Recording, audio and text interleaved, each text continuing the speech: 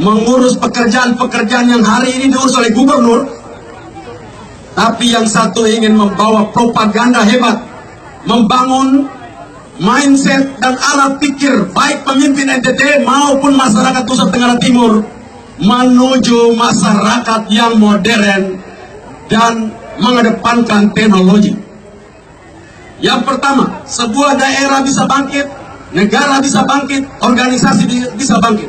Kalau satu syaratnya, sumber daya manusia yang cerdas.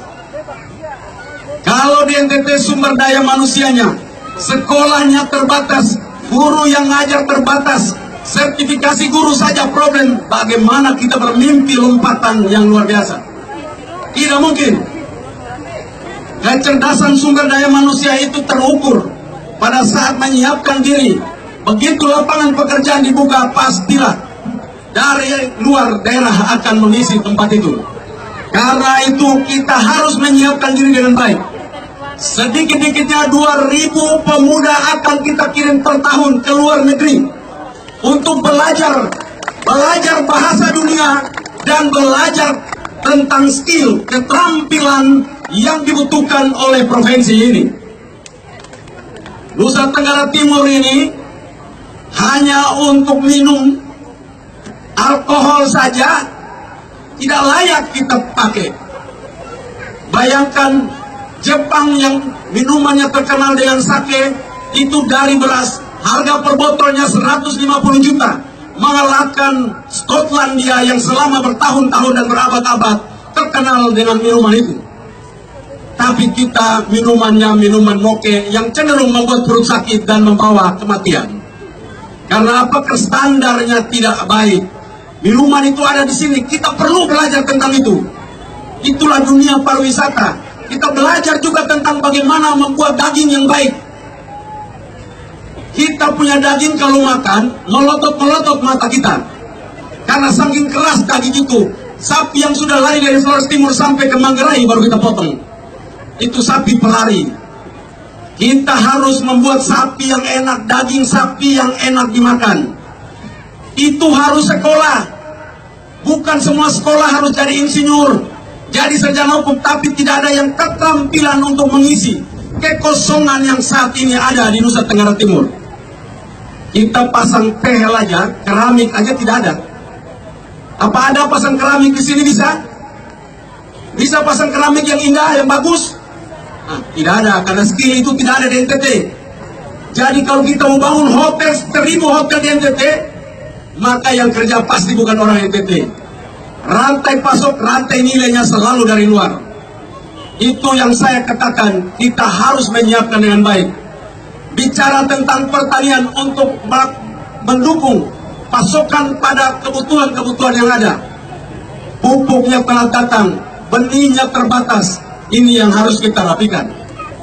Karena itu kecerdasan sumber daya manusia itulah syarat mutlak daerah ini ataupun negara ini bangkit. Yang kedua, ketamakan dari pemimpinnya. Rendahnya ketamakan pemimpin NTT harus rendah. Jangan jadi gubernur, bupati, kekayaannya bertambah luar biasa, tetapi rakyatnya miskin, melarat, makan pun tidak mampu. Hari ini kita berdiri di sini, Bapak Ibu Saudara sekalian. Kita bukan mencalonkan diri saja menjadi gubernur, tapi saya dengan Yosef Naisoy ingin nanti ditangisi oleh 5 juta penduduk Nusa Tenggara Timur. Karena kami ingin mendedikasikan hidup kami. Hidup kami ingin dedikasikan. Supaya nanti begitu kami tidak ada, orang akan mengingat manusia-manusia yang berbudi luhur, berkarya untuk masyarakat Nusa Tenggara Timur. Bukan orang-orangnya meninggalkan masyarakat yang lagi miskin, melarat dalam kebodohannya. Itu tidak lagi. Kita selalu dianggap provinsi yang bodoh. Itu bukan kata saya, Menteri Pendidikan menyatakan itu. Kita juga disebut provinsi termiskin, tapi semuanya tidak pernah terganggu. Tidak ada yang protes terhadap itu untuk bekerja dengan baik. Kita juga disebut provinsi terkorup kelima, tetapi semuanya tenang-tenang saja. Bayangkan kalau istrinya yang disebut, pasti dia marah. Kemarahan dia terhadap bagaimana istrinya terganggu. Pride istrinya ditaruh di atas pride masyarakat desa yang makan pun susah, minum pun susah, tinggal dalam kegelapan. Menurut saya pemimpin yang tidak punya hati seperti itu tidak layak ada di Nusa Tenggara Timur. Kita membutuhkan bukan saja pemimpin cerdas, tetapi hati yang melayani dengan cinta kasih. Hati yang peduli terhadap orang-orang susah di desa-desa. Hati yang melihat orang yang tidak sempat makan untuk dia bagikan seluruh kemampuannya untuk kepentingan itu. Saya sangat terganggu setiap saat kita bicara tentang musuh lapar di Nusa Tenggara Timur. Negara-negara lain sudah terbang jauh menuju ke bulan. Kita masih tertarik untuk rebus dan masak air untuk minum. Tidak layak lagi NTT harus masak air. Tidak layak. Kenapa? Mesin untuk minum itu cuma $6.000. $6.000 kalau dikali dengan 3.000 desa di NTT, 3.000 sekian. Maksimal 300 miliar, cuma 300 miliar. Masa dalam 5 tahun tidak selesai. 300 miliar kecil untuk masyarakat NTT. Kita harus minum tanpa rebus air lagi. Dan tidak harus minum untuk beli aqua bagi masyarakat desa. Dia langsung minum dari tempatnya. Dan dia tunjukkan apabila turis-turis datang ke desa-desa minta minum, putar saja di keran itu. Kami punya standar seperti Anda di Eropa sana. Itu harus kita buat di Nusa Tenggara Timur ini.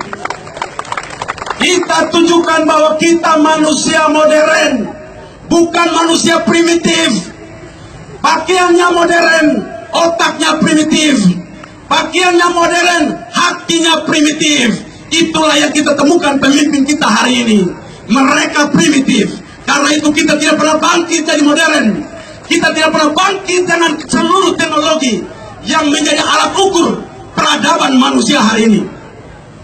Karena itu hari ini dari tempat ini saya dengan kakak Hose Naisoi datang untuk menjadi gubernur. Bukan kebanggaan kami, tapi alat kekuasaan itu untuk kami pakai dalam melayani masyarakat NTT. Gubernur itu tidak terhormat bagi saya pribadi. Saya katakan lagi, gubernur itu tidak terhormat bagi saya pribadi. Tetapi otoritas itu saya perlukan dalam melayani masyarakat Nusa Tenggara Timur. Kekuasaan itu seperti pisau, Bapak Ibu saudara-saudara sekalian. Pisau itu kalau jatuh di ibu-ibu rumah tangga, maka dia akan memotong bawang, sayur, daging, dan ikan agar kita bisa makan.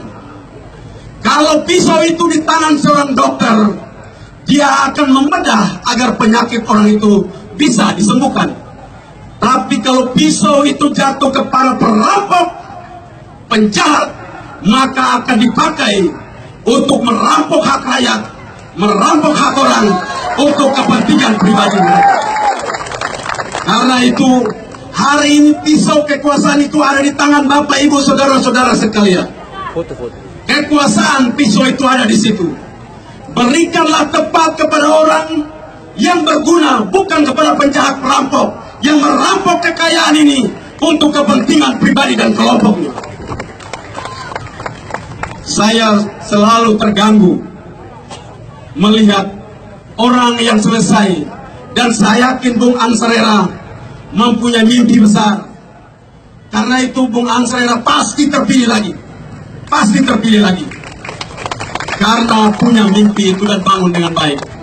Pemimpin itu, dia hidupnya dalam cinta kasih dan keberanian. Dia mencintai rakyatnya. Dan juga berani berhadapan dengan siapapun mengganggu rakyatnya.